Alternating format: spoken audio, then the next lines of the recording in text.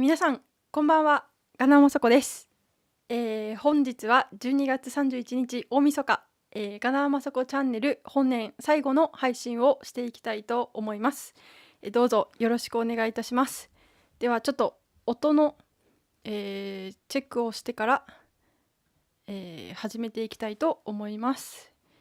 この配信は YouTube、そしてX、そしてランブル3つのチャンネルで、同時配信をしております。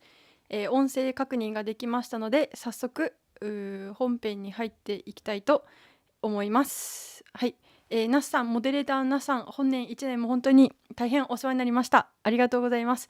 映像音声良好ですということで、お知らせありがとうございます。本年最後はですね、最後の配信は、この新しいマイクに切り替えてから音声トラブルがやっとなくなりまして、本当皆さん、辛抱強くですね、私の配信に付き合ってくださいまして本当にありがとうございます。今年1年は本当に、我が国日本大丈夫かと思わされるようなことが次々と起こりました。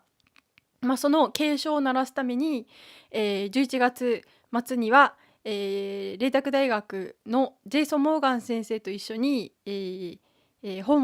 対談本も出版することになりました。先日私も帰国しまして、出版してから1ヶ月ぐらい経ってですね、やっと自分の本を手にすることが、できたんですけれども、これですね、 LGBT の語られざるリアルということで、もうAmazon の方にもありがたいコメントも書いてくださった方いまして、本当にありがとうございます。この本ですね、いかがでしょうか。すごく読みやすくなっているというふうに評判もありますので、まだの方もぜひ、この年末年始ですね、お時間ある時にぜひお手に取っていただければと思います。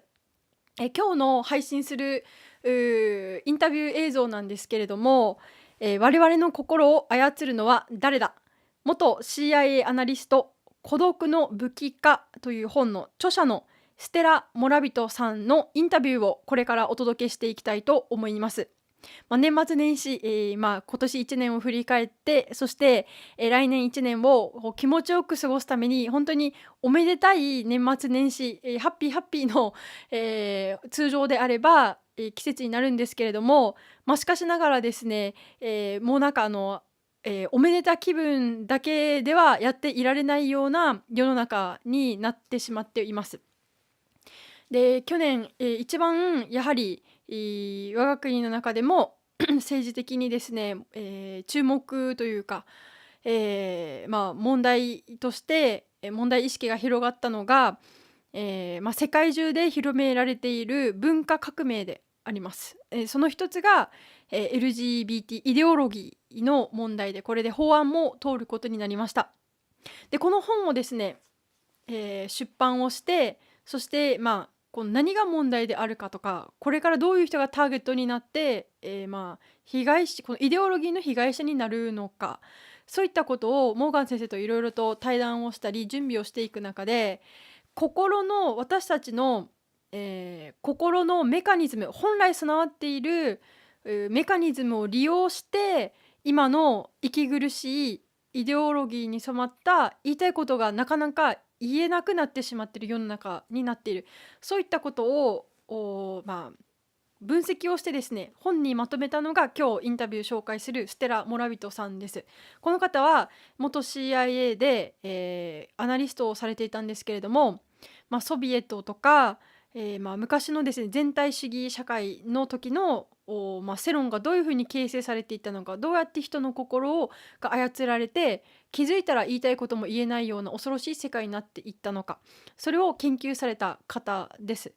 で、その研究本を今年出されたわけなんですけれども、どうして今なのかと言いますと、それはまさしく今私たちが生きている世界がそこにまっしぐらに行っているからであります。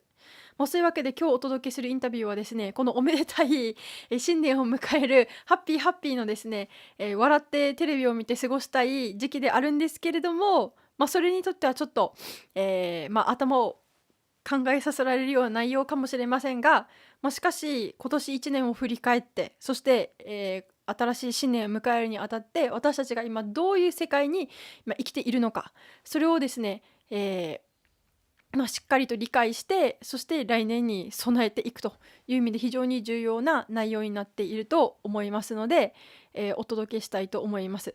で、この方のですね、X のアカウントが、これです。ステラ・モラビトさん。で、この本は、ベストセラーになっておりまして、で、海外ではですね、いろんな著名人にも、注目されている本になっています。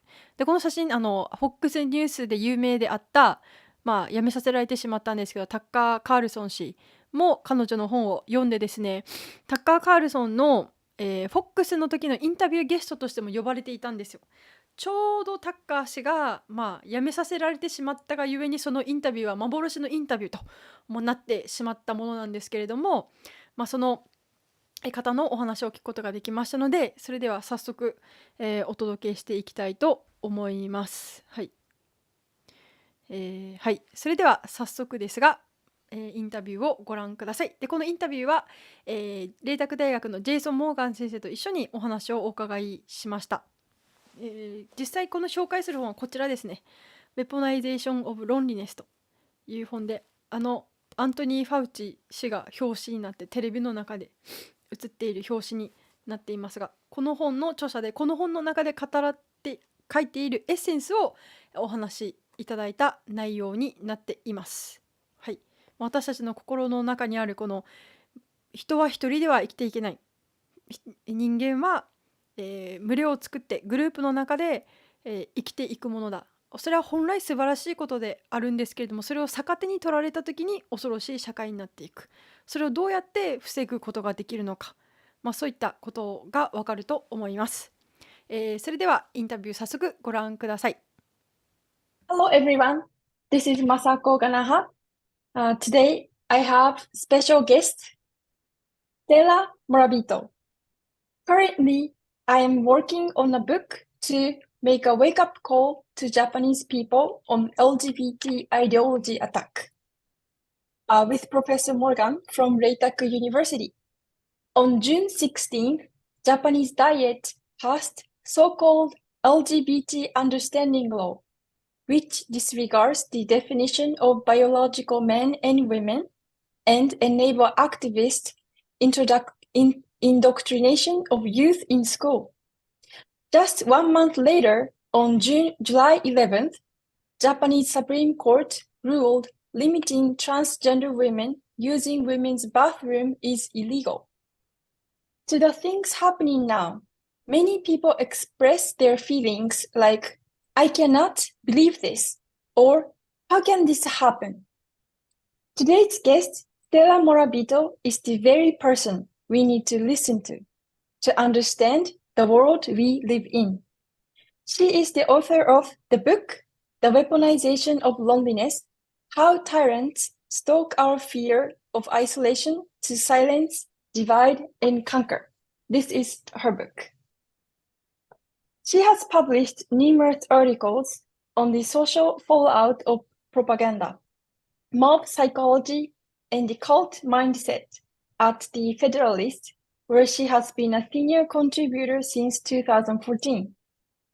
She has written on those themes for various other publications, including the Washington Examiner, American Greatness, Public Discourse, Town Hall, and the Human Life Review. Stella served for a decade as an analyst at the Central Intelligence Agency, where she focused on methods of communist media, propaganda, and disinformation. She has a master's degree in Russia and Soviet history from the University of Southern California. Thank you very much for taking time for this interview. Nice to meet you. Very nice to meet you, Masako, and thank you for all of your work, and I'm very honored to be interviewed by you today. Thank you. Thank you. I've been very interested in this topic, how our mind reacts and how those tyrants use our mechanism against us. Yes. So when I heard about your work and this book, I was so happy that I found new teacher. So today, I'd like to learn a lot from you. So first, could you talk about yourself a little bit to the audience? Well, thank you, Masako. And thank you for that introduction. I think your audience will get a good picture of where I'm coming from on this. You know, as a student of propaganda, you know, if you talk about the whole LGBT activist movement, so much of it is based on propaganda and censorship, but especially what I call the weaponization of loneliness. When there's an agenda, and especially if there's a media monopoly that pushes that agenda and that narrative, so much of the time, what you have is the manipulation of a very, very powerful human impulse, a very natural impulse to avoid being socially rejected, to avoid being isolated, really. And isolation is the weapon that totalitarian regimes have been using throughout history. And I think we need to become, people need to become a whole lot more aware of how these dynamics work within us as individual human beings. And then, of course, if we conform to the narrative, even if we don't believe the narrative, it has an effect all on society in general. Because when we don't know, when we can't speak to one another openly, then we end up in a state really of isolation. And this isolation, tyrants always seek to create it on many different levels. I mean, if you study cults and how cults operate, very first thing they do is they try to isolate their victims or isolate their recruits so that they have no other friends, no access to another point of view. They're not able to engage. And we see this not only with the LGBT agenda, but every other agenda that pushes only one narrative. You know, end of discussion. You're not allowed to talk about another point of view. For example, environmental extremism is another one. You know, you can find these everywhere where people are basically told to shut up, you know, or even lie about what they believe. And this, of course, this whole dynamic is how very destructive agendas get their oxygen. It's how they push forward, is by silencing people, by using that very natural, very powerful human need to connect with other people and fear of being rejected. And we need to understand this psychology a whole lot more if we're going to make headway and if we're going to be able to live free lives. So the isolation is the key in your study. And I have not read this whole, it takes me time to read in English, but I started to read, and you explain how you started your study, research.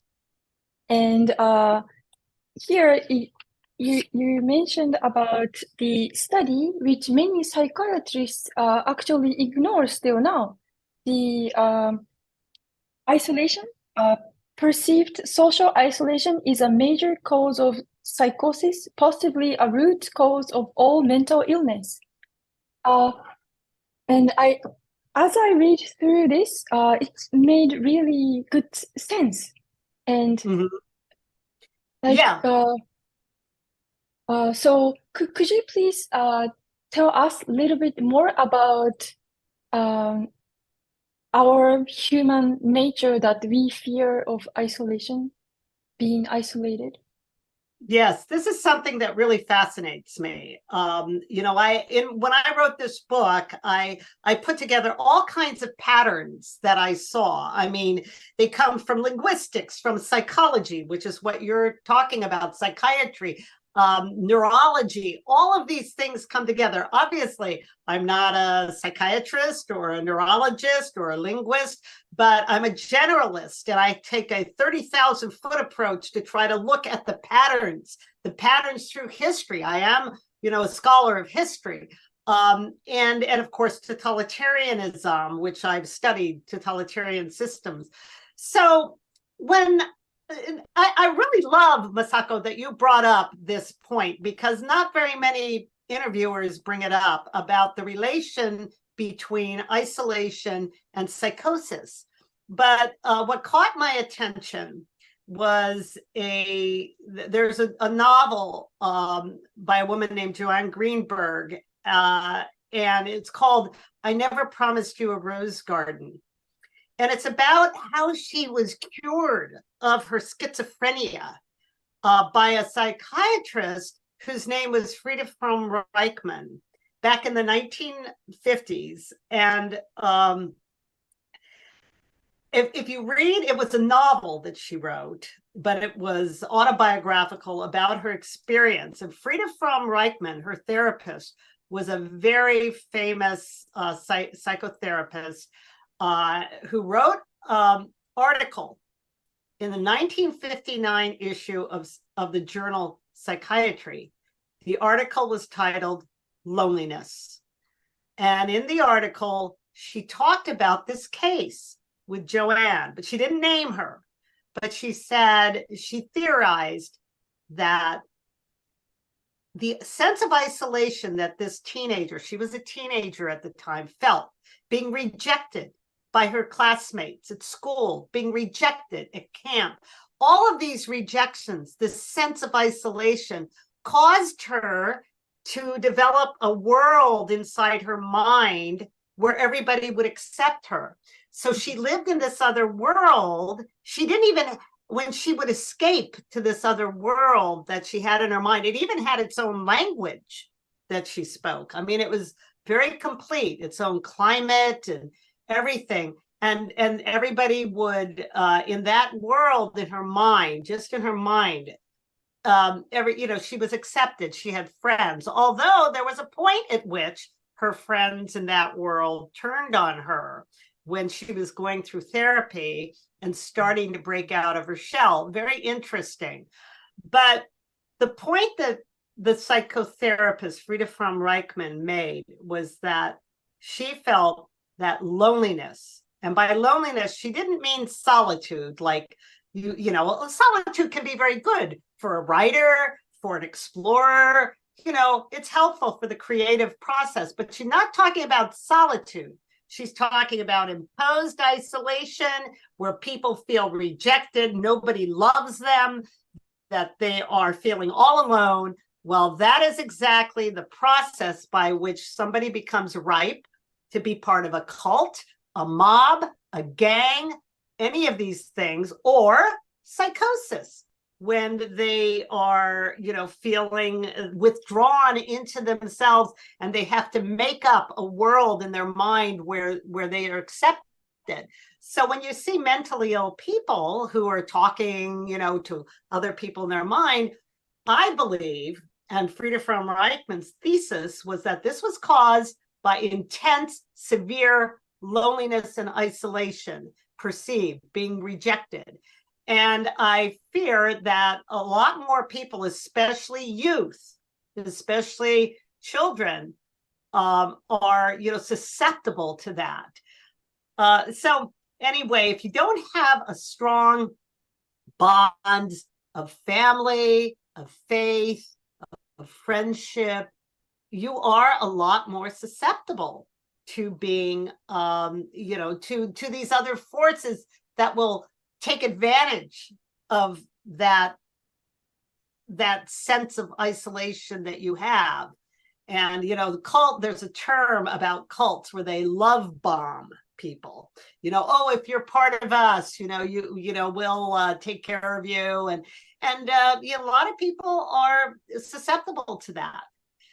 When they feel isolated. And isolation can come in a lot of different forms. I believe that ignorance is very isolating. So if the schools are not really teaching facts framework for knowledge, real math, real literature, real history.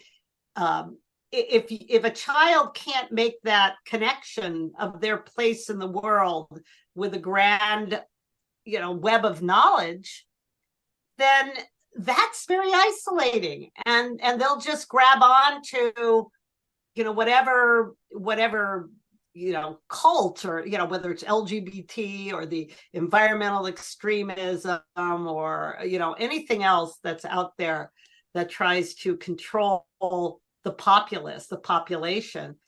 They can be recruited. So it's very important that we understand the negative effects of isolation on us and how it can lead to that sense of psychosis. Well, it's very interesting to analyze, to hear the analysis of putting young people join in gang, or doing something troublesome, or joining cult, or having mental illness. Those roots comes from isolation. It's very interesting. I like to read or think about how our psyche act or behave. And one of the things I've been thinking is that those kind of reaction our mind looks like very different, but one of the core principle, I don't know if I'm using the right term, but I think it's like our heart, mental, is trying to protect us. Like there is a mechanism of protecting us. Like, for example, like you mentioned being isolated, then this youth, teenage young girl created her world that would accept her. It's like, in a way, it's kind of like a escape for protecting mode, but in reality, it's harming her. And so it's very interesting to hear this analysis. And now it's used. So sorry, would you like to say something or continue? Oh, well, yes. No, all I was going to add was that kind of psychological withdrawal is just one way of escaping the pressure, the social pressure. Other ways are addictions, whether it's addiction to a drug or to video games or anything. That's all an escape. There are or status seeking, where people, they have to keep getting all kinds of wealth and material things to make them feel like they're accepted by society because they have wealth or they have status. And that also operates on us, maybe in not quite a negative way, but still that's the process. And it is very natural because as human beings, we are created. It's my belief we are created for communion with God and with one another. That's how we're created. If we lose a sense of connection with other human beings, or we feel like we're being rejected, then we will try to find ways to either escape that or lie about what we really believe, or shut up about what we believe because something might not be politically correct. So we're fearful we'll lose friends if we say something. And this is what's very powerful about the propaganda and the censorship that comes with it, because the common denominator of it all is demonization. People are very fearful of being called names that, might cause others not to want to be their friend. For example, in the United States, they have a long list of names, slurs, really. If you don't agree with the narrative, you'll be called homophobe, transphobe, or and a lot of other things, racist, bigot, white supremacist, fascist. When it came to COVID, they would have names like anti-vaxxer, COVID denier, climate denier, election denier. The list goes. Even the president of the United States last year used the term semi-fascist to describe half of America, half of the population who voted for Trump. He called half of the population semi-fascist. It is really insidious. The whole idea behind that is to make sure that others don't associate with, so that people are fearful of being rejected, so you can get everybody with the program. That's how it worked in Stalin's Russia. That's how the mobs in the French Revolution operated. It's the Jacobins in the French Revolution. It goes on through history. The Nazis in Germany under Hitler, the Mao's Cultural Revolution. In fact, in China today, you have this social credit system, and globalists are trying to institute it. I mean, in the United States, they're trying to institute it, where if you don't have the correct political views, you will lose your status. And in China, I just read an article about how if you get a phone call from somebody who has a low social credit rating, you get a warning that if you answer and talk to that person, your rating will go down. And it's just a very insidious process, and it works through this psychological manipulation of our fear of being rejected, our fear of being cast out of society. We need to understand this. The only way around it is to speak up. Not everybody has the same ability to speak up, but there have to be leaders. There have to be people willing to say, hey, this is what I believe, and not lie about it, not shut up about it. That can help others, strengthen others to understand, yes, I believe that too. I'm not alone. And that's really the only way around this, because if we keep giving in to that fear, it's only going to get worse and worse and worse until we become complete slaves.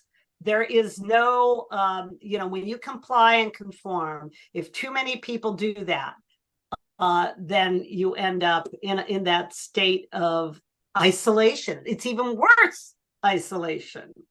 So we need to understand that. We need to build up our ability to speak up to others openly, because most people, I think most people don't really believe all this stuff.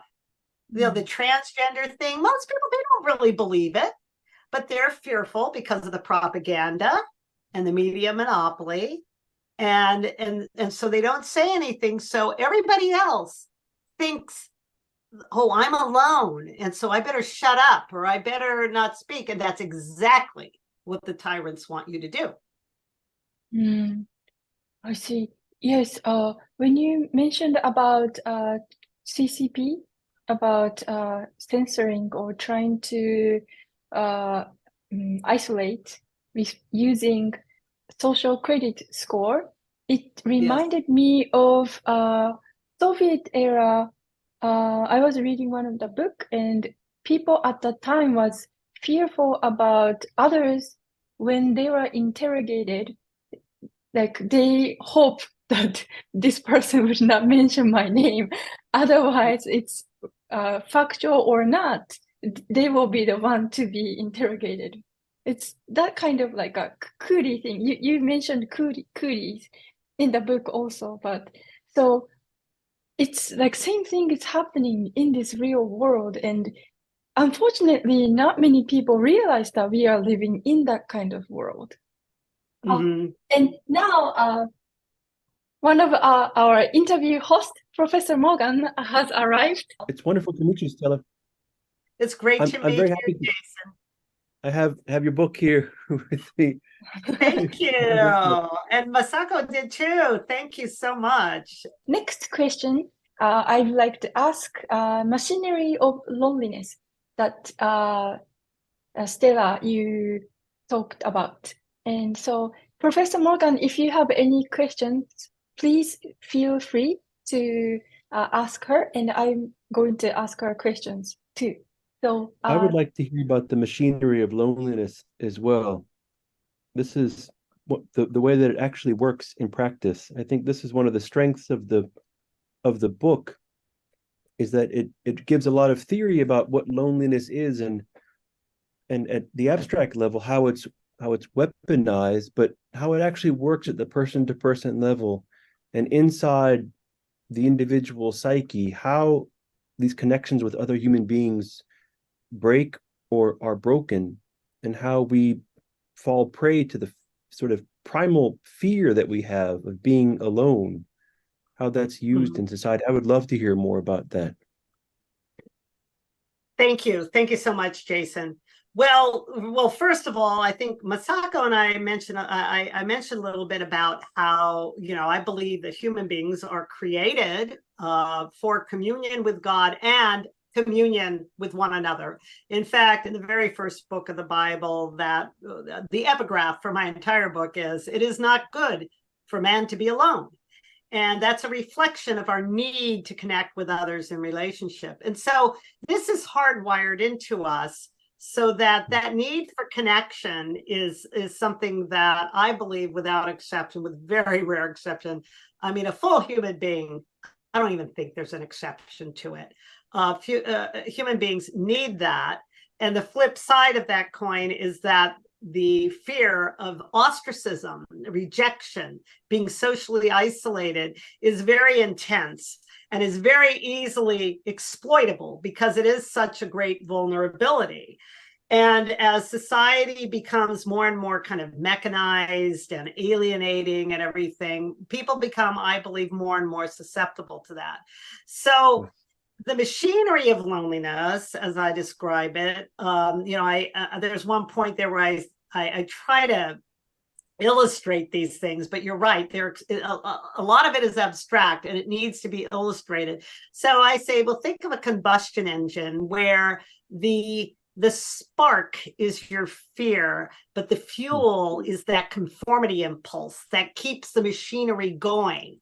And the machinery of loneliness has several components. And when I say loneliness, I'm talking about how easily it can be weaponized. And so the main components, the main three, I identify as identity politics, political correctness, and mob agitation. Identity politics works by basically stating that your individuality as a human being, as a unique person, is irrelevant. You are reduced to certain demographic categories. In the United States, we've got, they call it intersectionality. It has to do with whether you're, white, or your ethnicity, or your sex, or got your, gender identity in there, and, 100 other, whether or not you speak English, or native speaker, your socioeconomic status, it goes all together, and you get points, victim points or oppressor negative points, based on where you fall in that spectrum. Anyway, that's identity politics. It erases you and your significance as an individual human being with a personality, a sense of humor, any of these other traits that make us human. So that's a first. The second one is political correctness, which is used to induce self-censorship, to make us shut up or even lie about what we believe, so that we can avoid that sense of that fear, that risk, really, of social rejection. And the third is mob agitation, to enforce all of that, to enforce identity politics, to enforce political correctness, self-censorship, because they've got all of these new ideas about what they call it, a misinformation or disinformation governance board in the US. They're really pushing hard for censorship. And why is that? Because they don't want us speaking openly to one another, be able to regulate our speech, and by regulating our speech, regulating our relationships. And that has always been key throughout history. I mean, you look at Stalin's reign of terror, or Mao's Cultural Revolution, and all those struggle sessions where gangs of Red Guards would beat up or humiliate people so that no one would want to be associated with them. And you're not even safe as a bystander I mean, in Stalin's Russia, if you read the book The Whispers by Orlando Figes, he writes about how mass hysteria took off because of this, what I call machinery of loneliness, where people were so fearful of being rejected that they would preemptively accuse a neighbor of some, some crime or petty crime or whatever, because they were so fearful of being accused themselves. So that's exactly what this sort of these dynamics aim for. This whole process, machinery of loneliness, aims for. And then, of course, in addition to the three main components, identity politics, political correctness, and mob enforcement and mob agitation, you've got lots of bells and whistles. You've got snitch culture, as I just mentioned. You've got what I call the criminalization of comedy, because humor is something that tyrants cannot abide, because that allows a backdoor to truth in self-expression. There's just a list of bells and whistles that are all related to those three main components. So I just try to, in my book, the whole purpose is to try to open up a conversation about what is going on with us. Why do we fall for it? And how do these tyrants get away with it time and time again?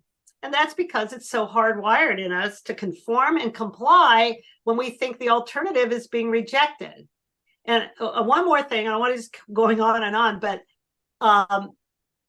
you can be surrounded with people who agree with you and not know it because of that fear that everybody has. And so that's why I have a chapter on the conformity impulse and a lot of those experiments where people just under social pressure would deny the evidence of their own eyes. And this is very common because that impulse is so strong. I mean, it doesn't even have to be something controversial or political. I mean, in the Solomon Asch experiments in the 1950s, it just had to do with the length of a line. That's all. Just what do you see there? And if enough people gave the incorrect answer, if you thought that you were the only one who got the answer right, often people would just go along with the wrong answer because that's what everybody else said. And it was the social pressure. So I just think it's really important for us to become aware of these dynamics, how they operate within us, and the effect they have on society at large. It's critical, especially at this point in our history. Wow, it's so much that very, what should I say, eye-opening to realize what is happening, especially now in Japan. Japanese people always thought, I think, that whatever happens all over the world, like we are the exception.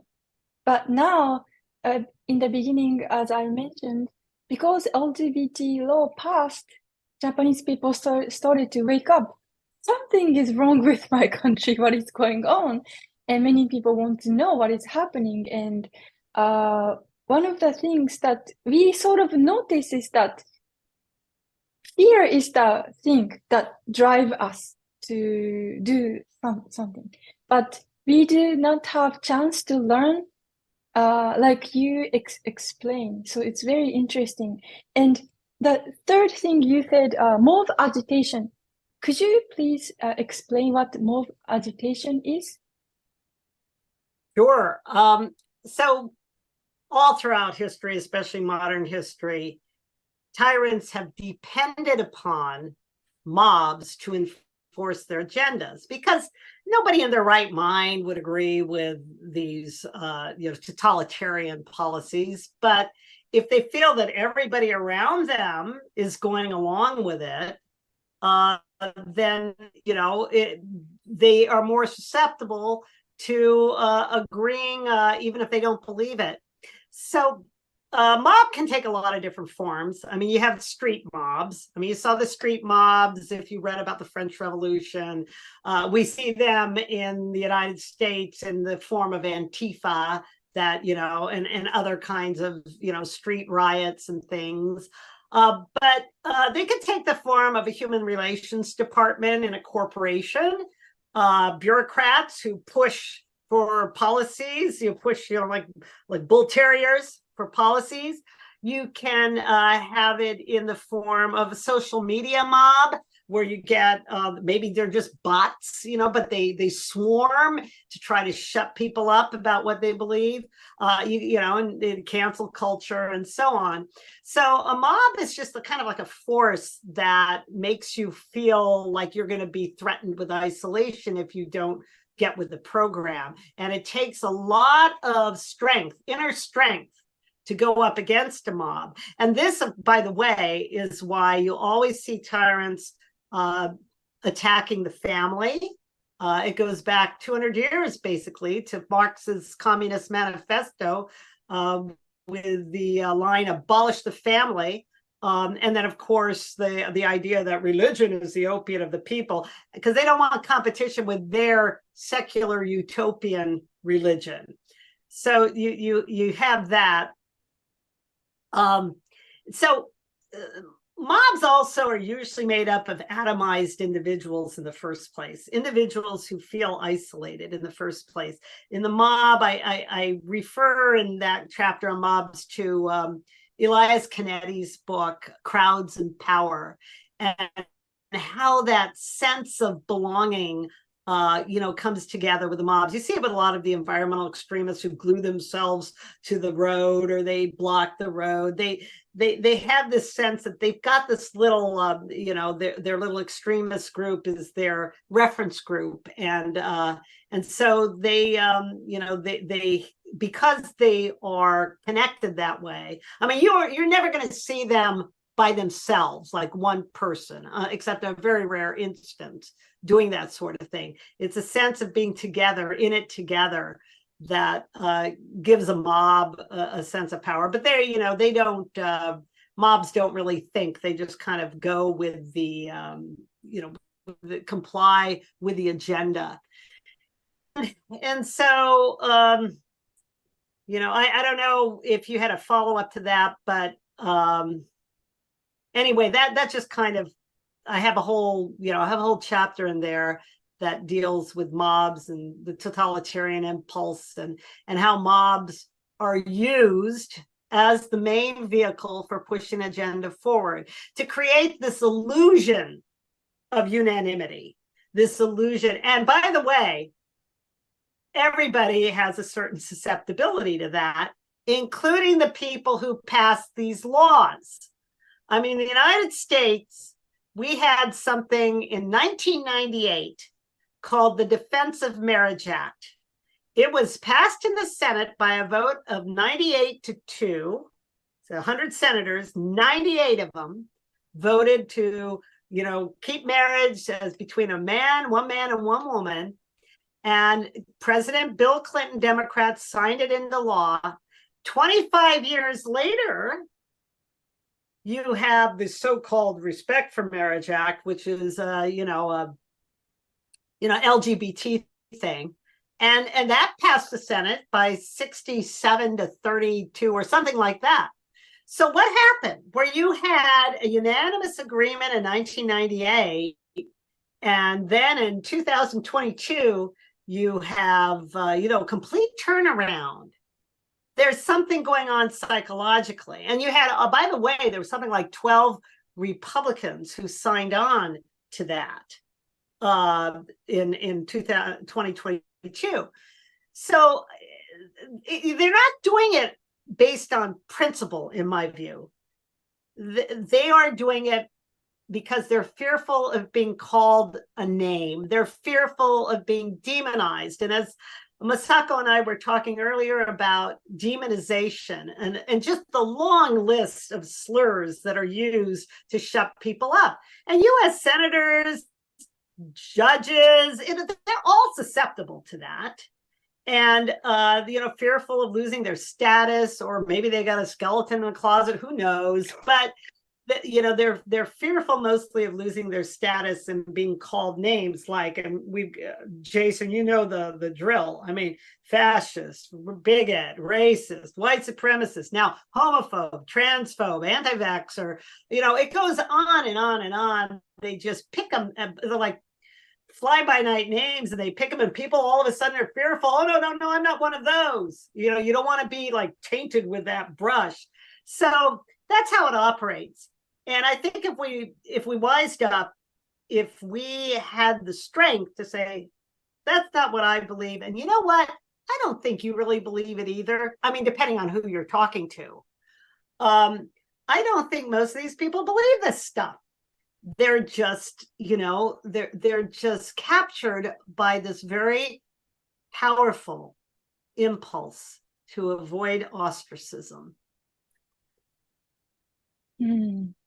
That's my view. But anyway, and I, you know, I draw it all out in my book, The Weaponization of Loneliness, because that's exactly what it is. It weaponizes that fear of isolation. And as we conform and comply, we become not less isolated. Most people think they're going to escape that, become more isolated. And as society as a whole becomes more and more isolated, we're basically driven into a state of slavery. So there need to be leaders who help create the ripple effect of truth. This is fascinating. And what you said at the end about these words. I mean, as you were saying the list, I was recreating it in my mind because the words just flow out of Twitter. I mean, a racist, a fascist, a misogynist, a homophobe, these homophobe, transphobe, these words were invented for the express purpose of shutting down discourse about human sexuality. In my line of work, I take some unpopular positions about history, and I'm immediately, almost every day, called a Holocaust denialist. I've never denied the Holocaust. I find it appalling that anybody would deny the Holocaust, but within just moments of someone hearing that I take this or that position about Asian history, I'm immediately called a Holocaust denialist. And I agree with you. I don't think that people believe it. I don't think, because they need other people to shout with them that this person is a racist, a misogynist, a Holocaust denialist.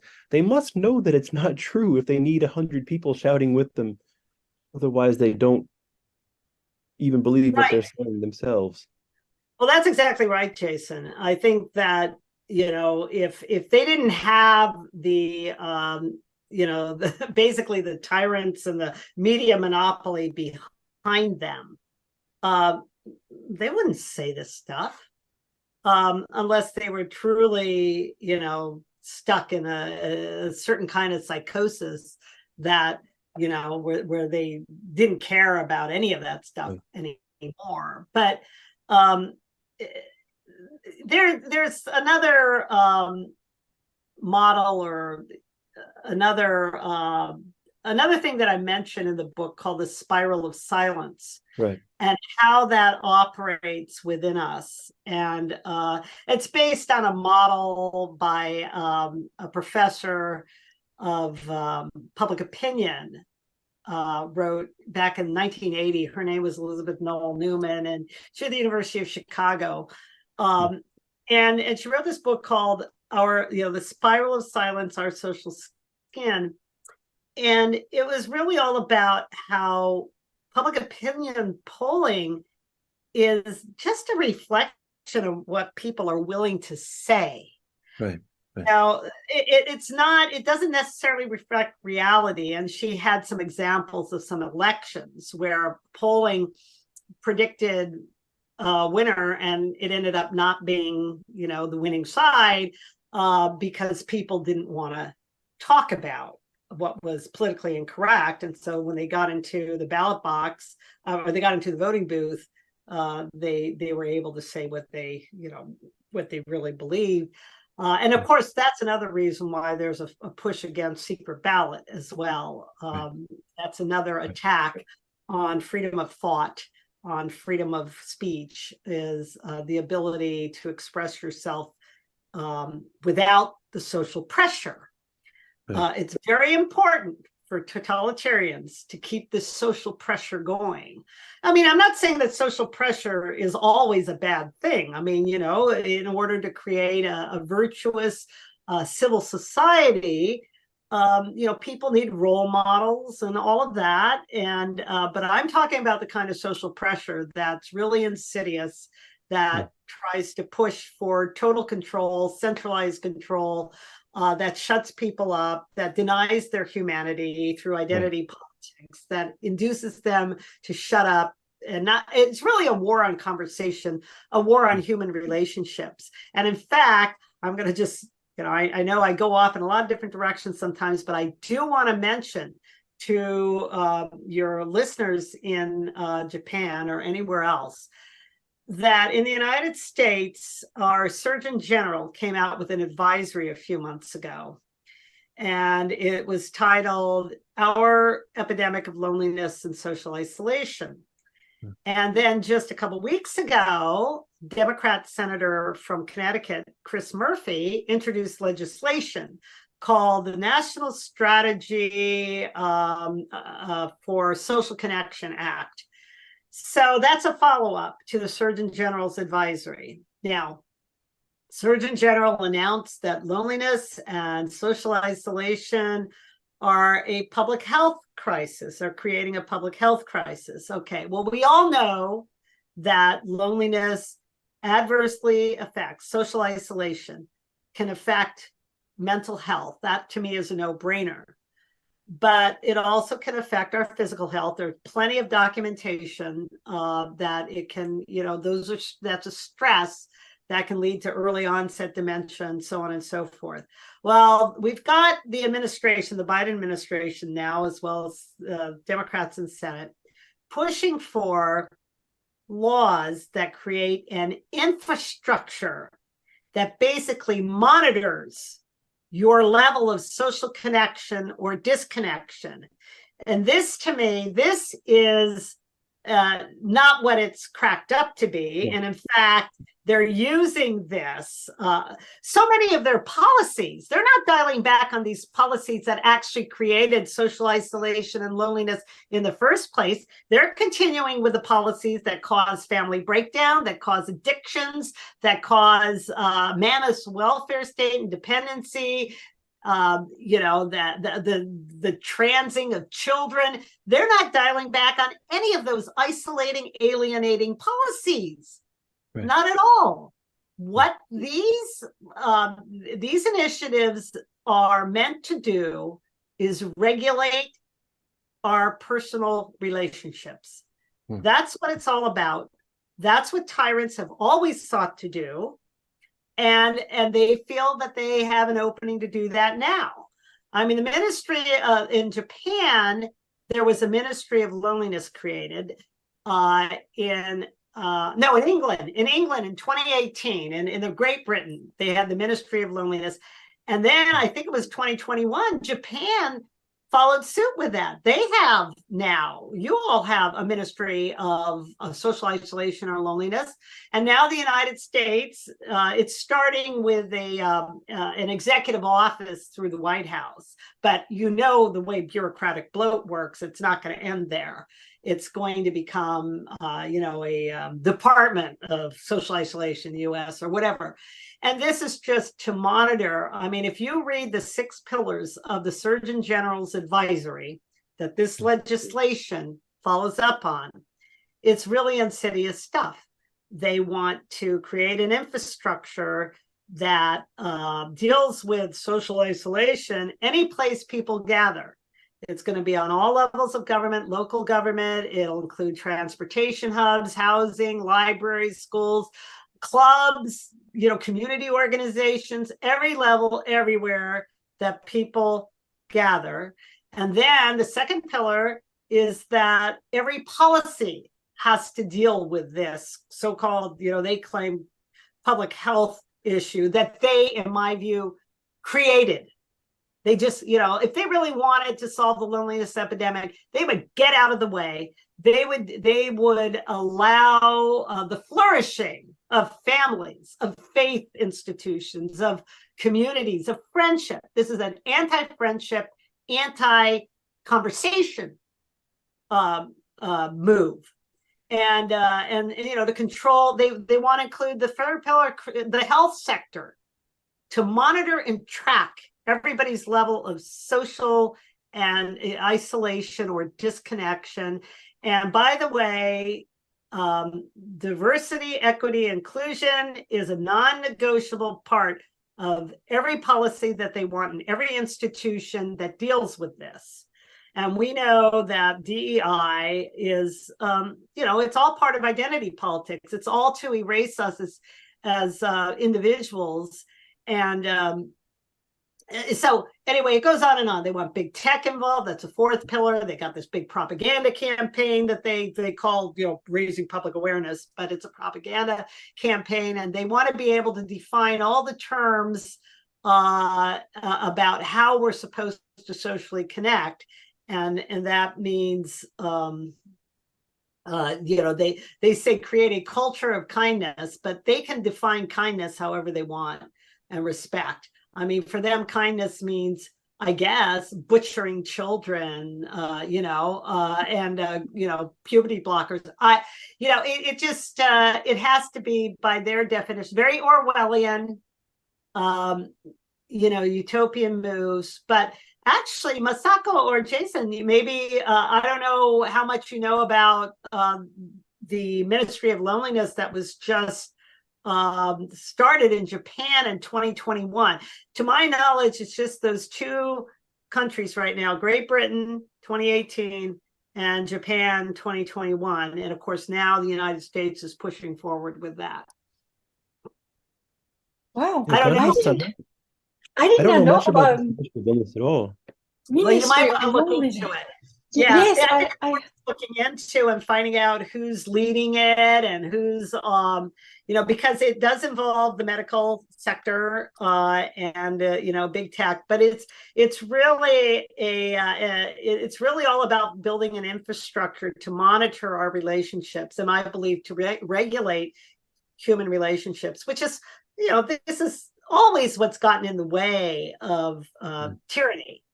And that's why Hannah Arendt, in her epic book, The Origins of Totalitarianism, mentions that tyrants always seek to isolate people against one another, because people gain inner strength and power from their connections, from their, you know, open and strong and healthy relationships of trust.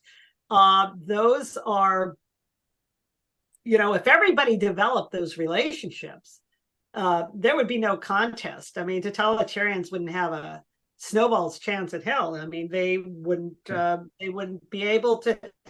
That's why we've got the chipping away, you know, with so many of these policies. I mean, the sexual revolution, for example, has been extremely effective in breaking down. Effective is not a, you know, I don't want to use, you know, a negative way, effective in breaking down human bonds. I mean, like, first of all, the mother-child bond.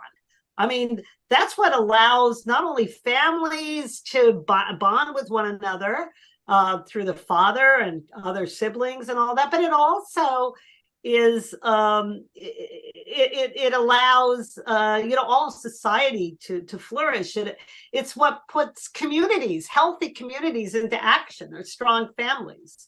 So, you know, by breaking down our relationships of trust with one another, this is how it's done. This is how totalitarianism gains power and roots itself. Gana-san, did you have a follow-up question? I was going to ask something, but if you have something, please go ahead. No, I was going to ask how serious this is going on in my country was the question, because how would you what should I say? How would you rate which country is going what should I say, deep into this trap? And do you think we can see this indication? What would you say what would be the indication which country is deeply into this or not? Maybe the suicide rate. If so, then Japan is like one of the topest countries. Yeah, I think the countries that are more technologically advanced are more susceptible to a lot of this.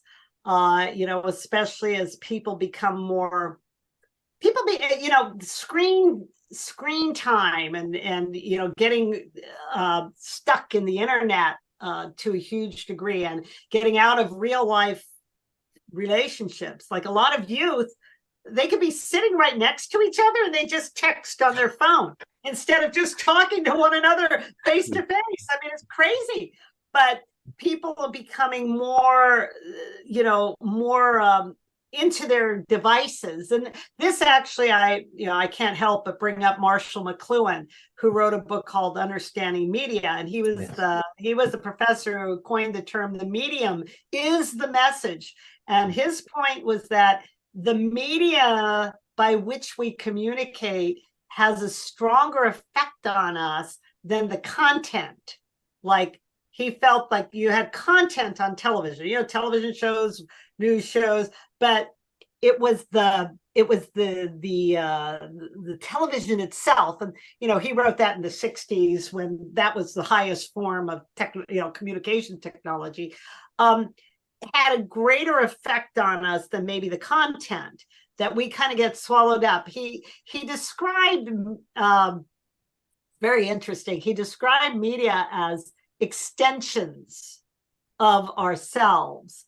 For example, he thought communications media, radio, television, you know, even at the time, I guess, print magazines, were extensions of our central nervous system. Interesting little analogies. For example, he thought the car was an extension of our feet. You know, it's how we travel, or extensions of, you know, any device. And so, oh my goodness, I went off on a tangent there. And it was in response to a question, and I've forgotten what the question was. Can you repeat it? Yes, but this is very interesting. So you mentioned the book, Understanding of Media and Extension of the Nervous System. And my question was, what would be the indication to understand the seriousness of a country? Okay, so it's the more technologically advanced societies that are susceptible to this. You see Western Europe, or not so much Eastern Europe, although but you see Hungary is pushing back against this. All of these things. So Western Europe, you see the United States, of course, and Canada, and Japan would be part of that, Australia, but China, of course, because they are very, very deep into the social credit system. I mean, this is all, coming from the Communist Party. So they're not, maybe today they're a whole lot more technologically advanced. But if it's not a communist country like China or Cuba, it would be the technologically more advanced countries. Now, where do you see hope? Well, I don't know if you saw Matt Walsh's documentary, What is a Woman?, where he was talking to the Maasai tribe in Kenya. Fascinating. It was a fascinating conversation that he had about transgender and non-binary and all that. These people, they were just so real. And the Maasai, I guess it was an elder, responded to his questions like, well, if a man thinks he's a lady, that's the way he put it, we think there's something wrong. Something went wrong somewhere. And so they're just very down to earth. And where are you going to find this? You're going to find this in the less technologically advanced society. But there are other things that play into it in terms of culture. And, within these societies, you will still find pockets of people who are connected with reality and and not as susceptible to or vulnerable to the media monopoly. So, you see how the LGBT agenda has been pushed really hard in Africa and other countries that are like, what is this? They are not amenable to it.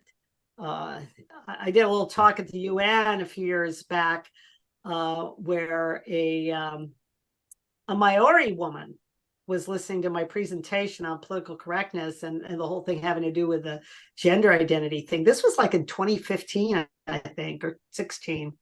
And she came up to me afterwards and just thanked me and said, they are, she was Maori, which means New Zealand tribe. And then there were other women who came to me, I think from Nigeria, after my talk. And it was during that, it was a panel I did with Michael Walsh and Austin Ruse. And it was, for they call it the Conference on the Status of Women. It's always in March, the International Women's Day and all that.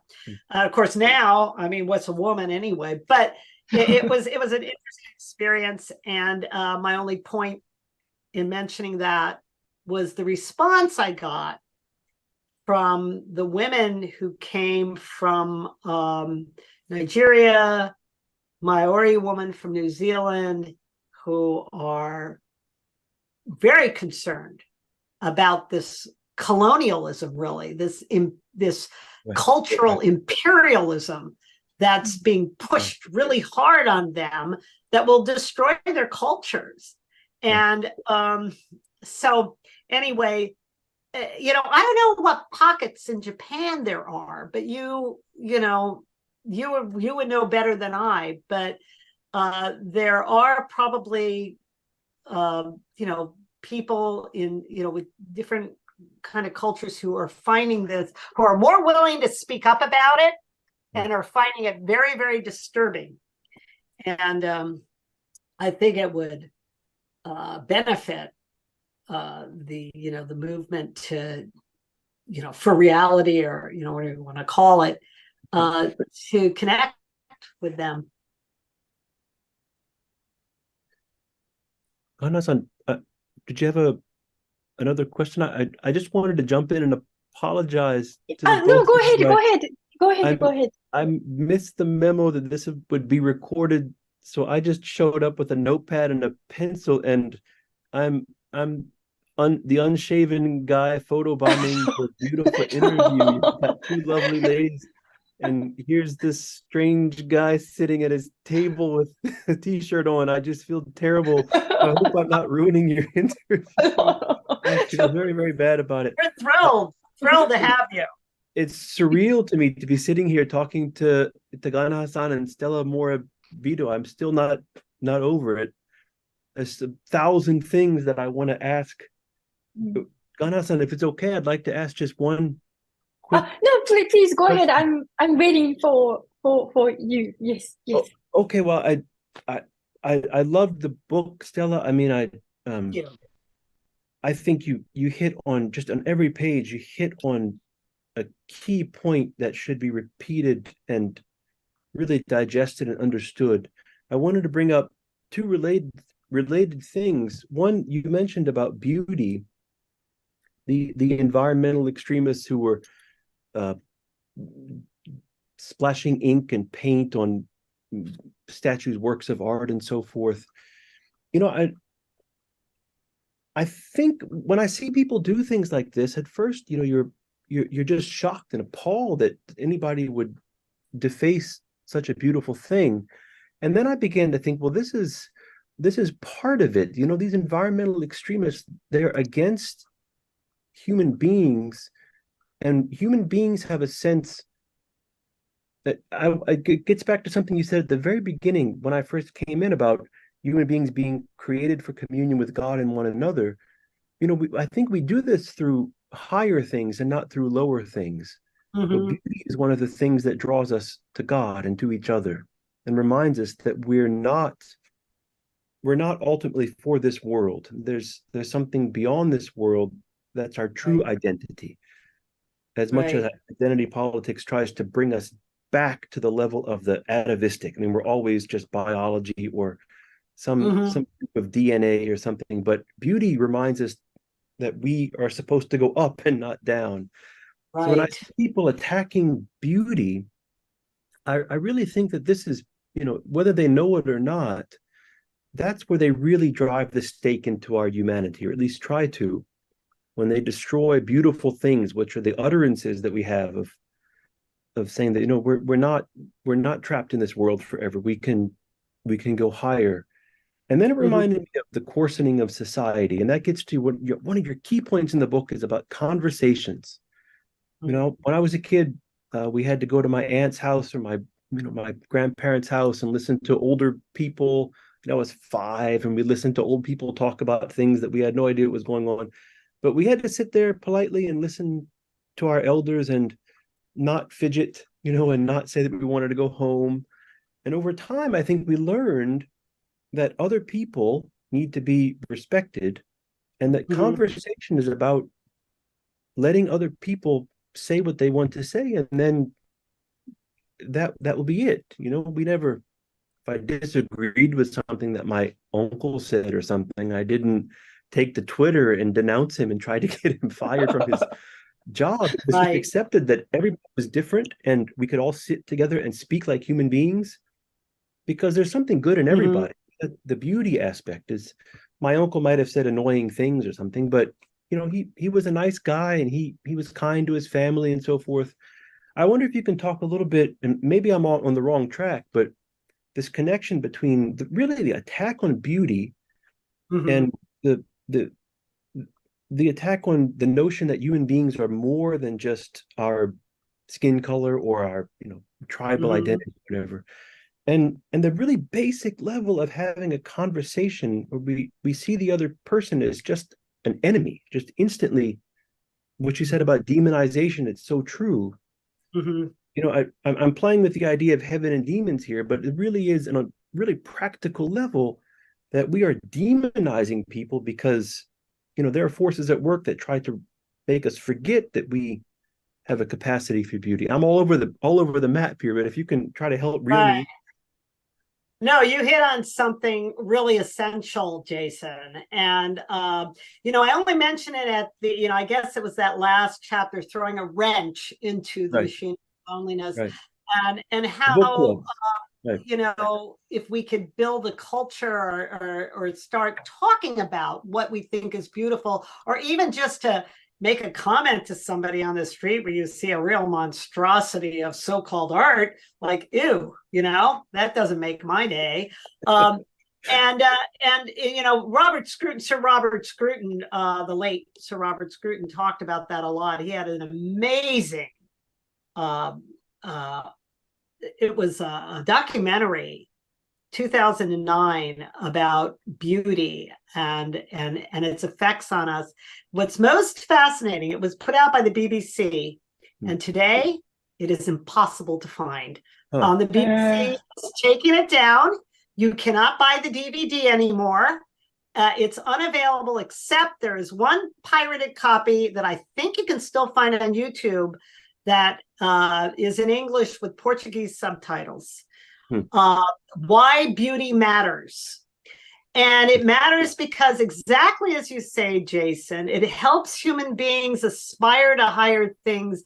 It makes us aware of the essential, kind of transcendental questions about life and why we were here, we're even here, and what our purpose is.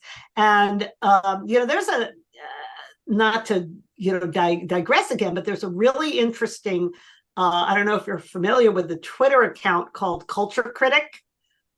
There's several of these now. Several of these Twitter accounts where they show you before and after of architecture and what took the place of the most spectacular building. Like, for example, the Beaux Arts building, the Penn Station in New York City, was torn down in 1963 for the Madison Square Garden, which is just this like nothing kind of block of a building, and it was a beautiful building that the lobby was like a replica of the Baths of Caracalla, and it was just very uplifting. And New Yorkers, it wasn't until the wrecking ball came that they realized, oh my goodness, what's going on here? But you see this sort of thing over and over again, where beautiful structures are torn down and replaced with just sometimes monstrosities, other times just nothing, and so a lot of these Twitter accounts that are trying to bring it back, Culture Critics one, sculptures, architecture, everything. And he has one very hopeful, several very hopeful tweets where he says that, like, for example, Hungary is healing. And he shows a picture of this department store that was restored in the post-communist era to its original state, which was, I don't know what kind of architecture, but it was beautiful. I don't know if it was Art Deco but it was very, it had a sense of order. That's the other thing about beauty, order, not chaos. And then he showed a picture of it during the communist era. They covered it all up. All of the beautiful detail and everything was just covered with, just this nothing, just like drywalled or whatever. Communists hate beauty. Communists hate beauty. They hate it. Absolutely, because I don't know if it has to do with the fact that their so-called ideology is just nothing. Ugly to begin with. Same old, it is the same old utopian radical stuff that is threatened by anything beyond their mediocrity. I mean, mediocrity is what they reward in their bureaucracy. If you show signs of creativity, real creativity, that is very threatening to them, because it means that you can't be controlled and suppressed. And that's why conversation, again, is get to the second part of what you were saying, is also very threatening to them. Real conversation where people can aim for what's true, aim for what's true, aim for what is real, and as opposed to what is chaotic and disorderly, and beauty plays a huge role in that, in bringing out people's sense of creativity and innovation and inspiration. Without it, we're lost. And so, to really get a good feel for it all, I really commend that Sir Roger Scruton documentary, Why Beauty Matters. Beauty matters. And it really does. About What's the that? human form. As you were speaking, I was thinking of the human form. To go back to art, I mean, we used to see nude painting of nudes and sculptures of nudes and so forth in art class or going to a museum. And the human body, the Greeks discovered the beauty of the human body. And I'm a pudgy middle-aged guy. I'm no Adonis, but what I mean is that we have our bodies from God, I think, and whatever body we have is the body that we've been given, and the body will be perfect in heaven. This is also something that once forgotten exposes us to a living hell. I mean, you with the transgender thing that you've been mentioning, these are children whose bodies are just starting to develop, and sometimes they haven't even started to develop yet. They're elementary school kids who are being butchered and mutilated by so-called doctors who seem to hate the human form. They really seem to hate the human body and to want to hack it into pieces and rip it apart and make sure that it doesn't work as it's designed to. It's almost as though the human body it's not even meat, it's not even flesh. It's just a kind of, it's a reminder that we could be something more, that there is order in the world. And so if the body is the last reminder that we have that we are more than just, animals wallowing in mud, that we have Right. to hack that to pieces too. That's the last, we've been atomized so much by screens. The McLuhan book is brilliant, by the way. I love McLuhan. He's a Catholic, as I think you know. He brings a lot of Catholic sensibility of beauty and art and harmony to his work. But if we've gotten to the point where we're atomized to just the body, that's the last frontier of hatred, of the war on conversation, that you have to hack the body into pieces. So you can't even find beauty in your own person. It's as though it's erased from the world.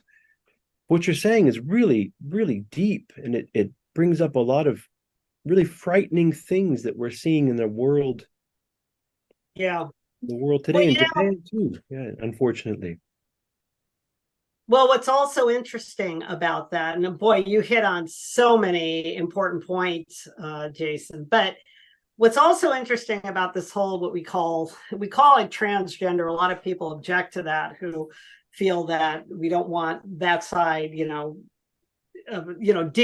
putting these terms into our mouths. But what we call transgenderism, this really a war on the body, on the human form.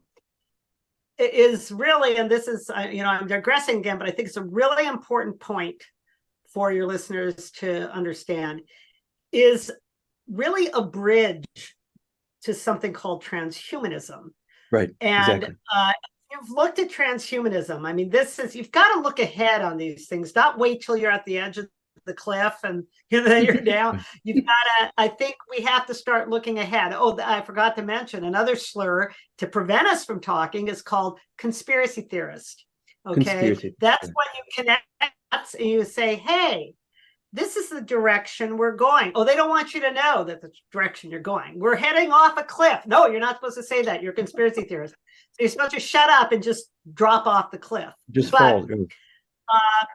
So my point is, transgenderism really is the bridge to something called transhumanism. And this is a point that was made by, I don't know if you know this name, Martin. He goes by Martin now. Rothblatt. He was the inventor of satellite radio. He's a very, scientific, smart guy, but identifies as a woman and a transhumanist. And he has stated that that's really the bridge to transhumanism. And he argues against something he calls fleshism. Okay. A new term, fleshism. That means basically honoring the body. And he thinks that the body is something that needs to be cast off like an old shoe. And I don't know, upload his consciousness to something that he can, explore the universe or whatever. This transhumanism stuff, it's just another, you mentioned McLuhan. It's idolatry. McLuhan has that, I've forgotten which psalm it is, but he has that in his book, Understanding Media.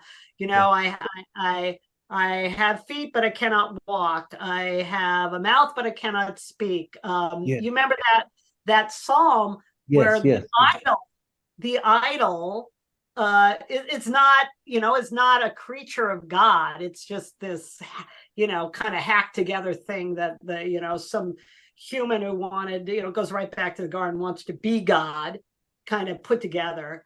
And it can't really do anything, although in all his hubris, Martin Rothblatt, who, by the way, was identified a few years ago on the cover of New York Magazine as the highest paid, quote, female CEO in the country. So you've got that too. And of course, it also goes back to this war on the woman, right? Yes. On the mother. Right. I'm Orthodox. The icon of the Theotokos, which we call the Madonna and Child, is really what they're after. They want to break that bond between mother and child. And that, of course, creates so much of what we're dealing with today. It's the attack on that bond, primarily through abortion, but through family breakdown and so many other things. But that's really what we're dealing with. They can break that mother-child bond, they've gone a long way to, trying to destroy all of humanity. So anyway, that's just another thought I have on that. But you're so right about the importance of beauty and aspiring to what's higher. You see one of the things that this culture critic account brings up is that how did they, he has these photographs of these spectacular cathedrals, like, or if you look at Saint-Chapelle in Paris, all that stained glass, he said, they didn't have our technology, but we would be able to build this stuff today. It's just the most, because our whole mindset has been, kind of corrupted by modernity and all the baggage that comes with that. But right. It was just another thought there. Well, Gana-san, you've probably seen this, and I've noticed it in Japan too, this breakdown of beauty. I mean, one of the things that drew me to Japan, Japanese culture in the first place was the beauty of things. And I don't mean just the grand beauty of art, but the beauty of what people used to call the everyday, the beauty of a place setting, or of a little sort of shelf on a wall somewhere, or the beauty of things that people would not normally even see. I mean, the things that were well tended. Obviously, some human being had put heart and soul into keeping this small area of his or her life beautiful, I mean, in a way that's very human and humane. That really drew me to Japan, the beauty of things. And it's not just public things, but I mean places like temples or shrines, or even small fountains, or cornerstones were swept and tended. Mm-hmm. But in Japan, Gana-san, maybe you will agree with me that it seems that that's being lost, this sense of the beauty of everyday thing, the beauty of Japanese culture, and especially what Stella just spoke about, the mother-child bond. I mean, with the population decline here, it's really heartbreaking to see people in Japan just sort of with both hands just throwing out all the good things of Japanese mm-hmm. culture, adopting this really poisonous mm-hmm. trend from elite, Washington, New York City. I don't know if you have any thoughts on that. Yes. I don't know.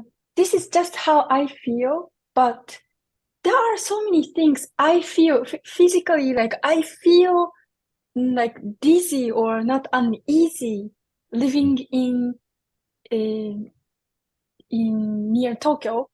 Like, for example, I moved to a new place recently, and I was trying to find what to buy for a new place, like table or what to hang on the table on the wall.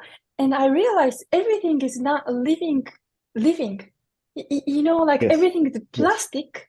Yes. And yes. I don't know, like maybe I'm just thinking too much, or like my instincts are telling me it's not like how we live. And yes. Very interesting thing I was thinking when you talked about beauty, I went to Armenia recently and we visited many monasteries. And one of the souvenirs that I really like the one thing I like at my place now is the one I brought from Armenia, which is like a little bell. But I bought this at Etsumiyashi. It's like a very big monastery, and many Japanese people maybe not know, but it's a very famous Orthodox church in Armenia. And I don't know, but somehow this attracted me a lot. And it's I can show you. It's on my porch. Would you like to see? I don't know. Like this is just how I feel. Or hold on. So I mentioned to Masako that I am Armenian. I have my maternal grandparents were survivors of the genocide, and I was in that monastery that she showed pictures of in 1984, and it was oh wow. Oh, Well, that's This, beautiful. it's like the dome of the Armenian church. Oh, I yes, see. and this is Armenian letters, and Yes. you know, before I used to think, oh, this look very old and like it's not clear, and I want very like brand new stuff. But now this look very aged, but like this is very natural. Like this is, Right. I think it's living. Like you know what I mean? Like Yes. this has a life to it. That's what Right. I feel. But for example, How does it sound? How does it sound? sound Yeah. sounds like, can you hear? Like a clinking sound, maybe. Yeah. Yes.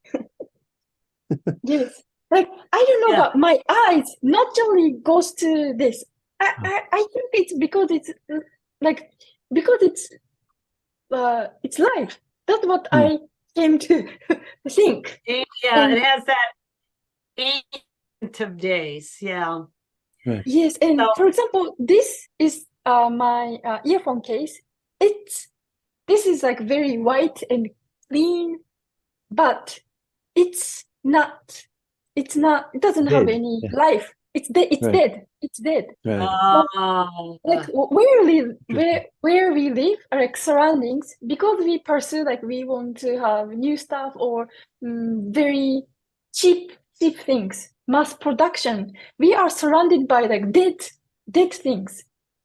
That's what I think Japan is. If you come to like for example Tokyo or like very high scraper cities, we are surrounded by dead. That's what and it's distracting the beauty, and I think that's something to do with it's part of our mental attack. That's what I feel. yes. Yeah. Yes. It's very Yes. true. It is. I One of mean, the things yeah. I loved about Japan is that it's still like this when you go to places like Okinawa, where Masako-san comes from, or the countryside, and here in Honshu, is that things are not perfect. The shelves are sort of crooked a little bit, and the cups are cracked a little bit, and the people are not perfect. The people have tobacco-stained teeth, and maybe they have stains here and there on their shirt, but for all that's what makes them human beings, is that they're not perfect, and they will never be perfect, and the things they use are not perfect, but they love the things that they use, and they love one another, and it's obvious that they've spent a whole lifetime learning how to live with imperfect people and things. But it's right, when you go to Tokyo, everything is fast and sleek and glass and concrete and stone, and it's dead. There's no life coursing through it. Whereas the icon that you mentioned, Stella, I love icons. I mean, that's a window into heaven, you know? That's a reminder Yes. that there's perfection behind things, but that in this life, like you said, we're aiming for it. But Right. that's our life, is to go in that direction, but not to get there yet, you know? Right. Or to settle That's for a right. fate of it. Yeah. Well, I am so glad that I had the chance to meet you, Jason. I want to thank you again for that review of the It was my Weaponization, pleasure. and for introducing me to Masako. Oh, that was my pleasure and honor. I'm so happy. If the two of you can keep working together, I think we're going to win this fight. Yeah. Oh, yeah. No, I mean, and if more and more people speak up, I mean, honestly, and develop strong bonds and relationships that have that ripple effect. I didn't even mention one of my favorite essays was by Václav Havel called "The Power of the Powerless." Right. And he was a dissident in the 70s Czechoslovakia and ended up, after the fall of the Berlin Wall, becoming president of the Czech Republic. But when he wrote that piece, there was such demoralization among the dissidents in Soviet bloc countries living under these totalitarian regimes. But his essay, "The Power of the Powerless," was like a shot in the arm to everyone there, where he discusses the importance of what he called the hidden sphere of life. You know, I talked about the Surgeon General's advisory and the legislation, which is really the doorway to attacking the private sphere of life, attacking the bonds of family, of faith, of community, of friendship, of conversation. And by regulating our relationships, they hope, I believe, to abolish that private sphere. And Václav Havel talked about how that is where all of our power lies. That is where we get that inner strength through our faith, through our families, through our bonds with others. And that strength in the hidden sphere ripples outward into, you know, other, you know, into the community and society at large. And that's exactly what stands in the way of all these totalitarian designs. Right. And that's why censorship is so critical to them, why propaganda, you know, repetitious propaganda is so critical to them, because they don't stand a chance when we have strong bonds with one another. That's not, and they can't even stand one single voice of dissent.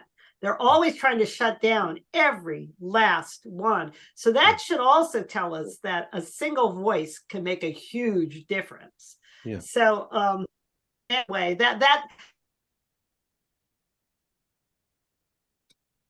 I think we need to, you know, demoralization is what you know, it's the first phase of subversion, and then of course it goes into, you know, destabilization and crisis, and you know, the ideas for them to take over. Those are those 4 stages according to Yuri Bezmenov.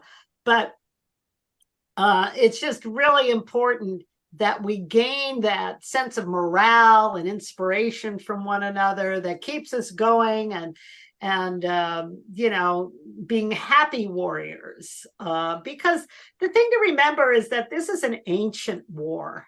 You know, it really started in the garden when people decided, oh, I want to be God, and it's an eternal war as long as we're human. I mean, it's something that we just have to understand, live with, and fight with a sense of, you know, hope and optimism and, you know, everything else that's good, and, you know, with friendship and love for one another. So that's what wins the day. And so I don't think there's cause for, I mean, there's cause for caution, but not extreme pessimism, because extreme pessimism is exactly where we end up going off that cliff. That's beautiful. And I think what you said about comedy, about laughing, is so important. I've been reading recently the works of Aristophanes, who I just think is hilarious. And he's bawdy, and he's crude, and he's crass, but he really has the voice of the common man who looks at nonsense and just laughs and says, this is nonsensical. We all have that in us. And in Japan, we have such good comedy. We have such pure-hearted, good comedy. You've seen the guy who was on Britain's Got Talent in his underwear, Tonikaku Akarui Nantoka Mura-san. And he just goes on a stage in his underwear and he makes jokes at his own expense. That's funny stuff. If we can laugh at our sociopathic leaders, we ought to be laughing at them while we plan for their demise, but we ought to be laughing at these people who try to restrict what we say and say that we can't laugh and that we can't talk to one another and we can't use words. You know, we can't enjoy life. I think laughter is a really good answer to people who try to suck joy out of human life. It's just an important thing, and there's so much good comedy and so much good food and so many good people around the world. We're outnumbering the bad people 1,000,000 to 1 here. So we just... Oh, that's right. Yeah. We just need to understand that. That's exactly right. That's the point of your book, I think, Stella, is, you know, just meet people, have a book club, have a conversation, have some friends, turn off social media, you know, get a life and have fun, enjoy your life. I think it's a really basic thing that needs to be said. I love this book, Stella. I love it so much. Thank you. I recommend everybody get a copy. It's fantastic. Thank you very much. Thank you for your time. Oh, it was a pleasure and a thrill and an honor. I really appreciate your time. Likewise. It was great to be here, and it's wonderful to meet you both. Gana-san, did you have any Yes. last thoughts? No, thank you very much for, I love how you put it to conclude our interviews. Stella, you said extreme pessimism is the way to the cliff. That's very great lesson. And I think I have to go to comedy theater tomorrow to make myself happy first and happy warrior. And I really hope this book should be translated into Japanese. Like, I wonder how many languages your book has been translated, and you mentioned you have a book club, right? I wonder if I can join too. It's very interesting. It's interesting. Yeah, I was interviewed last week, a couple of weeks ago by John Kellick at the Epoch Times. He has an American thought leaders interview. And he said, when I mentioned the book club, he said, hey, sign me up. I think a lot of people are interested in this. It's a project. It's a work in progress right now. I am putting together a guidebook for starting book clubs on this theme. And because I think as more and more people become familiar with the theme, there are so many, not only books, fiction and nonfiction, that deal with this theme, even if they don't say that's the theme. But like The Power of the Powerless, and the Propaganda by Jacques Ellul, and The Cults in Our Midst. I mean, there's lots of those books. I've got a very extensive bibliography, but there's also documentaries and movies that people can watch together to get a better picture of how these dynamics work and how they cause us to hurt people that we really love because we're fearful. I mean, you think about like the father throws a stone at his beloved daughter because otherwise he'll lose his quote honor, in the tribe or whatever. It's that same kind of thing going on where we give up so much of what we love because we, lie about what we believe, or we don't want to be cast out. And so as more and more people understand these dynamics, my hope is that, that it builds an awareness. It can build an awareness, and we don't need a huge majority for anything like that. It just needs to be a small minority who's willing to speak openly, and very tiny minority, and bring others into the fold. And as far as tyrants are concerned, we should also take hope in the possibility of conversions. Some people who are caught up in all of this, who have a level of power, who knows? I mean, they could become a Paul, of Tarsus at some point. They don't shut everybody out. I mean, some people are, beyond hope, but that's not to say that there are some people who think about these things, even if they're not, supposed to, who come around and say, I don't like living in this solitary confinement, which is really what it is when you're trapped in censorship and propaganda. It's kind of a form of virtual solitary confinement. And I think sooner or later, people are just, going to tire of it and just can't. It's not really sustainable, is my point. And to use a word that we'll have to use, but it isn't. We can't keep going on like this. We need connection, real connection, not this pseudo intimacy, pseudo life, pseudo, religion, and all these things that are being pushed at us. People get sick of that at a certain point. Stella, on the book club idea, one last thing before we let you go. I read something, I think it was in Human Life Review. I've been reading your work for years and years and years. The Federalist, I think it was Human Life Review where I first read your work, and I thought, this is brilliant analysis. And I first learned from you about Jacques Ellul, and I went out and bought one of his books, and then I bought all of them. I read all of them. Oh, wow. I shared his work with a friend, someone that I was acquainted with, and I wasn't sure how that person would react, but he went to the library and checked out, I think it was Propaganda by Elul. And he came back a week later and said, "This is brilliant."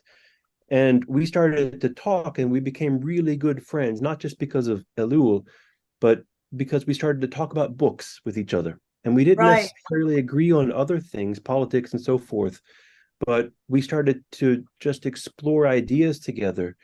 And Mhm. so it was you, Stella. You Oh, introduced me to somebody, and then I thought, well, this is interesting, and I introduced it to somebody else, and we became really good friends. I just met him yesterday, actually. He came to visit me from another country, and we wow. had a long talk about books. We talked about books for 12 hours straight. So Wow. you did it. I mean, the book club works. I'm living proof that your idea has unlimited potential. I would Oh, recommend well, it to anybody. thank you so much. Yeah, the people, and that's the thing too, is that people are starved for real conversation. Yes, They're starved for really, it. I think a lot of people really tired of just, parroting the propaganda lines. And and again, it goes right back down. I mean, I don't know your friend or anything, but we're all vulnerable to that fear, that threat of Yeah. like isolation, they're being rejected, the guilt by association. That's what demonization is about, so that we don't associate with folks who have a different viewpoint. And but people are really starving for real conversation, real fellowship, even if they don't agree. I mean, that's the whole point of conversation, is to exchange perceptions, ideas about the world, about life and purpose and all of those things, and what's transcendent. And again, we absolutely need that. So I'm just thrilled. Well, thank you. I don't know which one. It was probably that original book club piece that I wrote for the Federalist that I included Yulal, as well as a bunch of others. But Maybe it was that I one. do. Yeah, I'm working on getting this whole thing together, so that it's kind of a that there's a website up for it and all of that. So we're hopefully by the fall. So my book won't be out by then, but the whole idea with the book club will be. Well, Gana-san, you've been doing that in Japan. I mean, you're introducing books and ideas to people here too. So you're doing Stella Morabito work here in Japan. Thank you. Not as Stella's level, but I love to study, and like I want to be happy warrior, like Stella mentioned. So I will learn how to do this.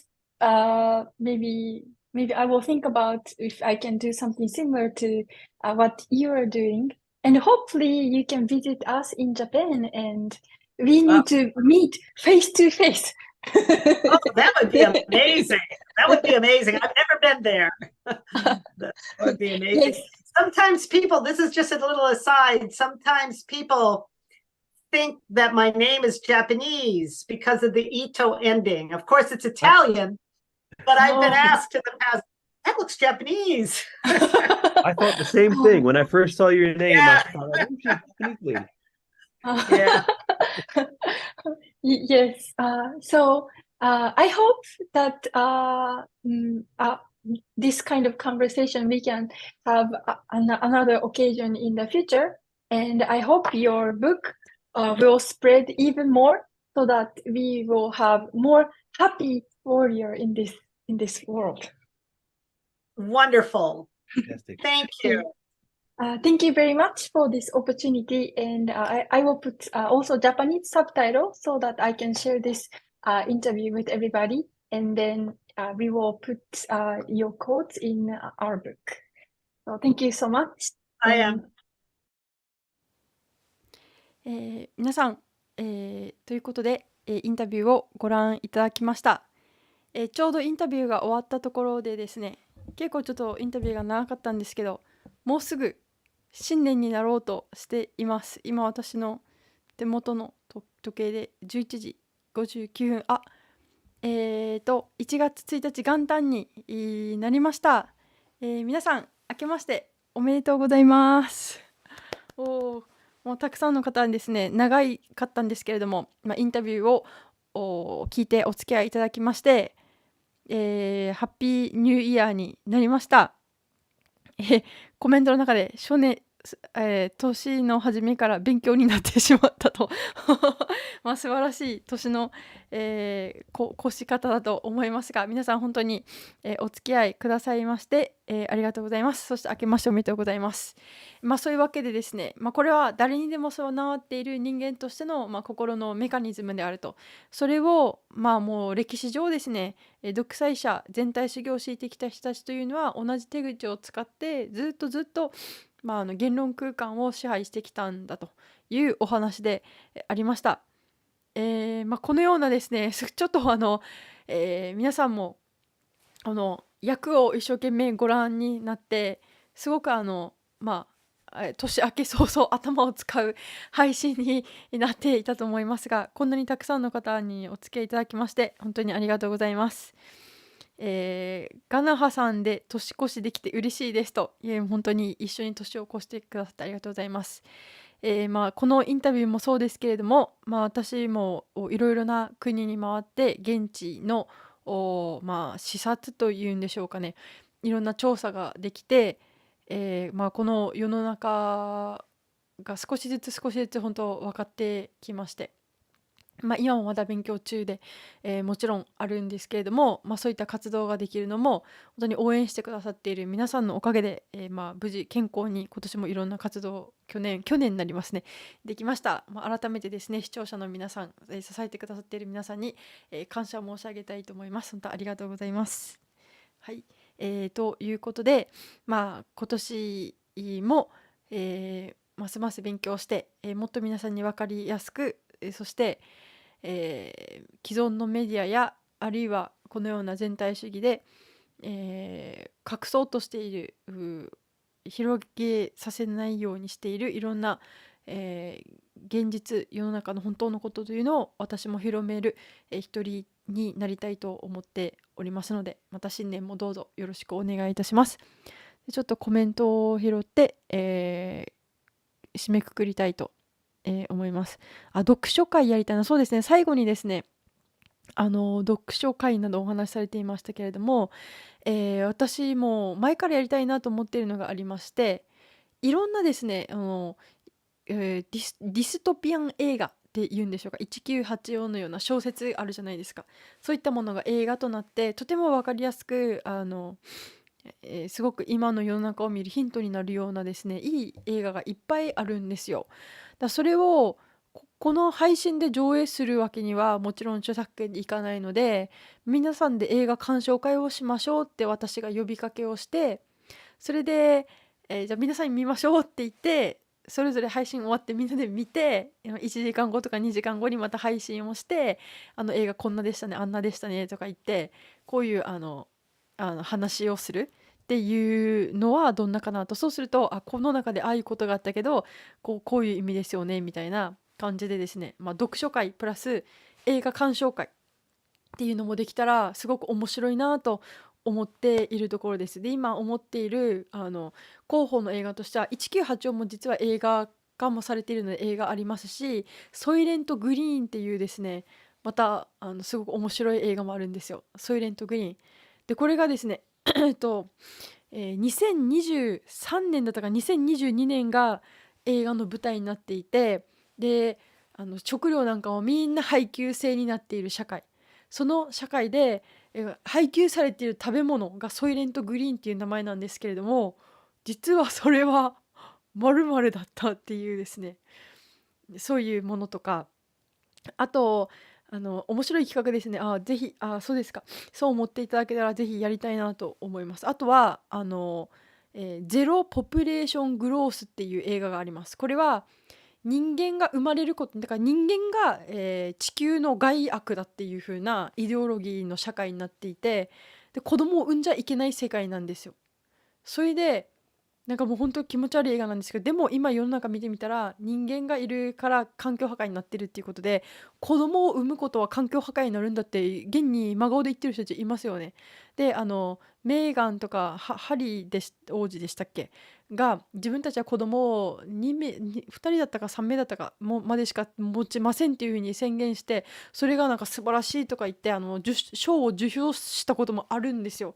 そういうですね、もうなんかこの映画でも面白い気持ち悪いんですけれども、それは今の世の中でもこういった今のおかしなイデオロギーユートピアで進めている人たちがやってることと全く同じことが映画になっているんですよね。